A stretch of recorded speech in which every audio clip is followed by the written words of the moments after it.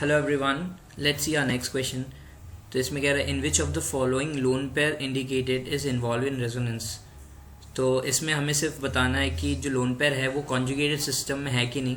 अगर वो conjugated system में है तो वो पार्टिसिपेट करेगा इन रेजोनेंस। तो जैसे कि फर्स्ट अगर हम देखें तो दिस इज पिरिडीन।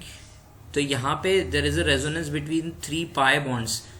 तो यहाँ पे पाई सिग्मा पाई में रेजोनेंस हो रहा है और ये तीनों कॉन्जुगेटेड सिस्टम में है।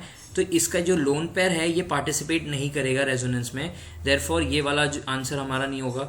नेक्स्ट केस में हम देखें तो यहाँ पे pi sigma lone pair sigma pi, this is a complete resonance. तो इसमें जो नाइट्रोजन का लोन पेयर है it will take part in resonance, तो this will be our answer. फिर उसके बाद सी वाला ऑप्शन देखें तो यहाँ पे भी there is no resonance possible because there is no conjugated system.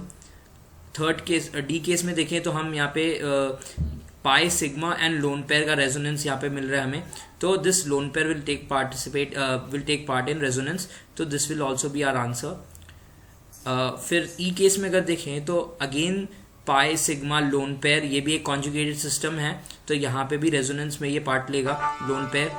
उसके बाद हम अगर एफ वाला केस देखें तो एफ वाले केस में pi sigma and pi, this is our conjugated system, तो ये lone pair it will not take part in resonance, तो इसीलिए हमारा ये आंसर नहीं होगा। तो the only answers will be B, D and E. तो ये तीनों में रेजोनेंस पॉसिबल है, मतलब lone pair will take part in resonance. Thank you.